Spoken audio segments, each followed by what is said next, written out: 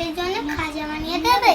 আমার রথ ঠাকুরকে দেবো আর আমরা খাবো, বানিয়ে দেবে।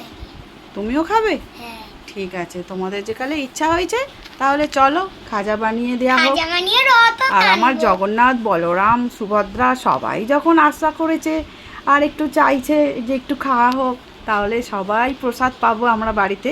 পুরীতে না গিয়েই বাড়িতেই আমরা জগন্নাথ দেবের প্রসাদ সবাই মিলে আনন্দ করে খাবো আর রথ টানবো বিকালবেলা।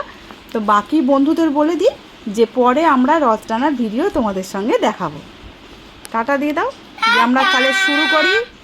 আমরা জগন্নাথ দেবের সেই প্রসাদ বানানো চেষ্টা করি, কোনোদিন তো বানানো হয়নি, চেষ্টা করি। হ্যাঁ, আজ রথের মজা নিয়ে বাচ্চাদের সঙ্গে আমিও মেতে গেলাম। চলো শুরু করি। সত্যিই বলছি, আমি এর আগে কোনোদিনও বানানোর সাহস করিনি। যতবার পুরী গেছি বা পাড়ার মধ্যে প্রসাদ হিসাবে অনেকেই দিয়ে যায়, সেটা খেয়েছি আর তৃপ্তি ভরেই খেয়েছি। তো চলো আজকে বানিয়ে ফেলি। এখানে আমি যে বাটিটা নিয়েছি সেই বাটির মাপ করে 4 বাটি ময়দা নিয়েছি। তোমরা তোমাদের প্রয়োজন অনুযায়ী নেবে। আর ঘি দিয়ে ভালো করে ময়ানটা দিয়ে নিচ্ছি। এখানে তোমরা সাদা তেলেরও ব্যবহার করতে পারো, তবে ঘি দিলে খেতে ভালো হয় স্বাদটা, আর ভালো খাস্তাটা হয়। সেই জন্য যেহেতু ভগবানের প্রসাদ, সেহেতু এখানে আমি সন্দক লবণটাই ব্যবহার করলাম। ঘি ময়দার সঙ্গে খুব ভালো করে মিশিয়ে নিতে হবে হাত দিয়ে চেপে চেপে, আর যেন একটা মুঠির মতো তৈরি হয়, তাহলে জানবে যে ময়ানটা খুব ভালো করেই দেওয়া হয়েছে। এবারে অল্প অল্প করে জল দিয়ে মেখে নিতে হবে, খুব পাতলা নয়, একটু শক্ত মতো ডো করলেই খুব ভালো হবে। তেমনই আমি অল্প অল্প করে জল দিয়ে মেখে নিচ্ছি। আমি আমার প্রয়োজন অনুযায়ী 4 বাটি ময়দা নিয়েছি, এখানে ওই বাটিরই 1.5 বাটি জল লেগেছে খুব ভালো করে একটা ডো বানিয়ে নিতে। 2 বাটির মধ্যে এই অর্ধেকটা জল বেঁচে গেছে।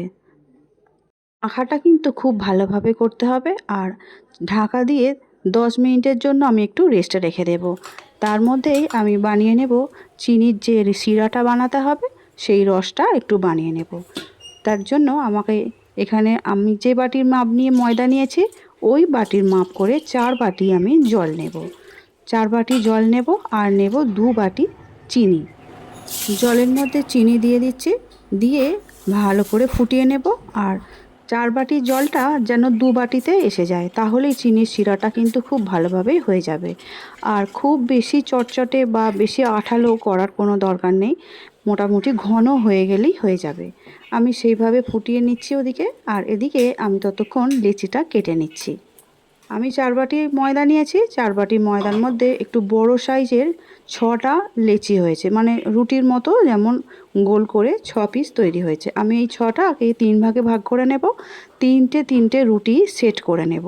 করে নিলে ভালো হবে। তোমরা চাইলে 3টের জায়গায় 5টা রুটিও সেট করে নিয়েও বানাতে পারো। খাজাগুলো দেখবে অনেকগুলো লেয়ার হয়ে যাবে। আর এমনিতেই আমি 3 পিস করে রুটি একসঙ্গে সেট করব, তাতেই কিন্তু বেশ ভালোই দেখতে হবে। তাহলে চলো, আমি প্রথমে এখানে কর্নফ্লাওয়ার নিয়ে নিচ্ছি। আমি এখানে ময়দা দিয়ে বেলছি না, কর্নফ্লাওয়ার দিয়েই রুটিগুলো বেলে নেব। এখন একটা বাটির মধ্যে প্রয়োজন অনুযায়ী কর্নফ্লাওয়ার নিয়ে নিচ্ছি, আর একটা লেচি নিয়ে কর্নফ্লাওয়ার দিয়েই গোল করে বেলে নেব যতটা বড় সম্ভব। আমার এতটা বড় রুটি করার জন্য ব্যালেন্স চাকি নেই, সেই জন্য আমি টেবিলের মধ্যেই বানাচ্ছি। টেবিলটা খুব ভালো করে মুছে নিয়েছি। চেষ্টা করবে যতটা বড় করা যায় সেই অনুযায়ী বড় করে নিতে হবে। প্রথমটা আমার বেলা হয়ে গেছে, দেখতেই পাচ্ছ কতটা বড় করেছি, একটা বড় থালার মাপে এরকম বড় বড় করে। তাহলে চলো প্রত্যেকটা বেলে নিই রুটির মতো করে। প্রথমেই আমার সবগুলোই বেলা হয়ে গেছে। এবারে আমি প্রথমে রুটির মতো নিয়েছি, সেটার মধ্যে দিয়ে প্রথমে একটু সাদা তেল ব্রাশ করে দেব, তারপরে ছড়িয়ে দেব কর্নফ্লাওয়ার। কর্নফ্লাওয়ারের বদলে তোমরা এখানে ময়দার ব্যবহারও করতে পারো।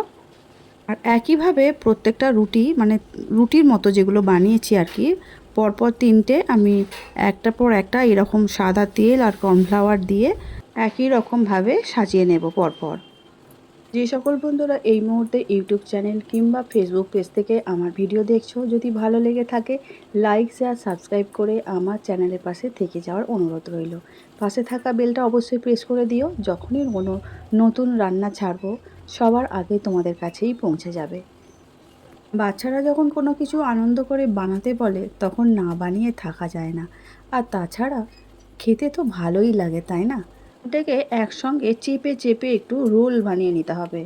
এবারে ছুরির সাহায্যে নিজের ইচ্ছা মতো পিস করে নিতে হবে। খুব বেশি চওড়া করার দরকার নেই, একটু মিডিয়াম করে বা একটু চাইলে একটু সরু করে করলেও হবে। কারণ সব রকমই খাজা খেতে খুবই ভালো লাগে, চওড়াগুলোও ভালো লাগে আর একটু সরু সরু হলে সেগুলোও ভালো লাগে। আমিও আমার পছন্দ মতো সাইজ করে বানিয়ে নিয়েছি। নিচের দিকগুলো একটু মানে ছোটো মতো হয়েছে আর মাঝখানের দিকগুলো একটু বড় বড় করেছি, কারণ সব রকমই পিস রাখার চেষ্টা করেছি, বাচ্চা বড় যাতে একটা গোটাই খেতে পারে সেই অনুযায়ী আমি বানিয়ে নিয়েছি। তোমরা তোমাদের মতো সাইজগুলো করে নেবে। এদিকে চিনির যে শিরাটা বানাচ্ছিলাম সেটা আমার হয়ে গেছে, আর দেখতেই পাচ্ছ 4 বাটি জলের থেকে প্রায় 2 বাটি হয়ে গেছে আর অনেকটাই চটচটে হয়ে গেছে। এর বেশি তার আনার কোনো দরকার নেই, এইভাবে হলেই হবে। এবারে চলো একটা একটা করে খাজা বেলে নিচ্ছি।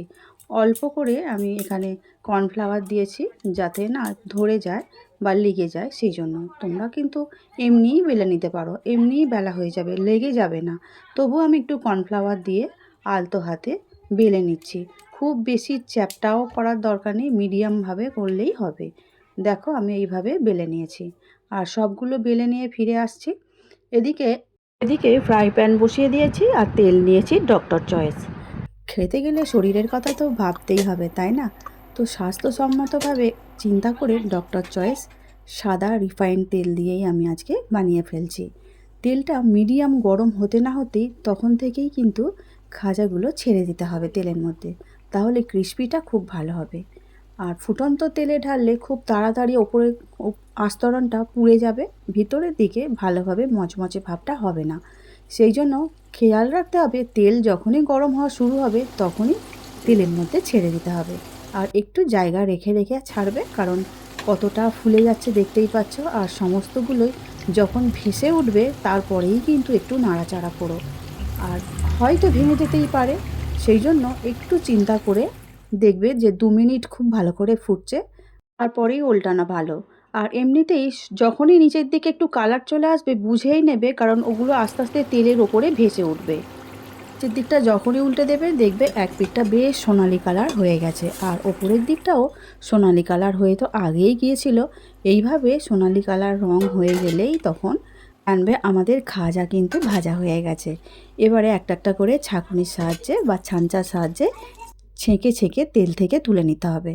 আমিও তাই তুলে নিচ্ছি। আর ওদিকে শিরাটা একটু আগেই বানিয়েছিলাম তো ঠান্ডা হয়ে গেছে, তাই একটু আবার ওভেনের মধ্যে বসিয়ে দিলাম। ছাড়তে ছাড়তেই শিরাটা যেহেতু ওভেনটা জ্বলছিল, শিরাটা আবারও খুব জোরে ফুটে উঠেছে, তাতে কোনো অসুবিধা নেই।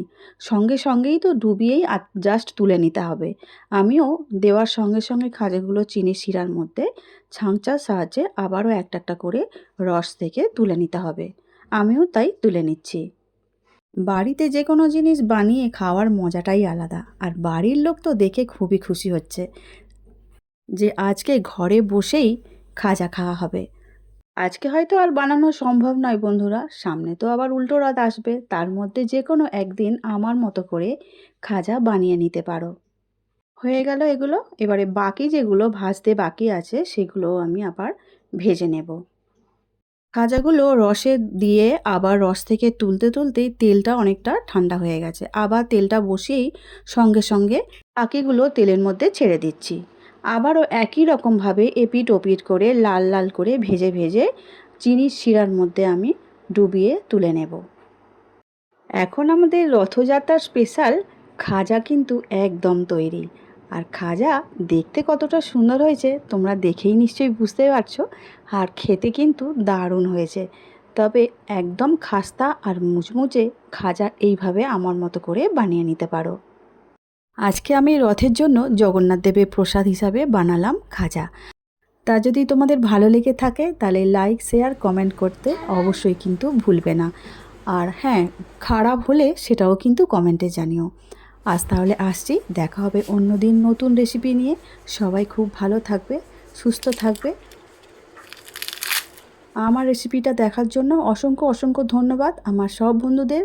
রথযাত্রায় সবাই খুব মজা করবে আর মেলায় ঘুরে জিলিপি আর পাঁপড় খেয়ে বেশ মজা করো।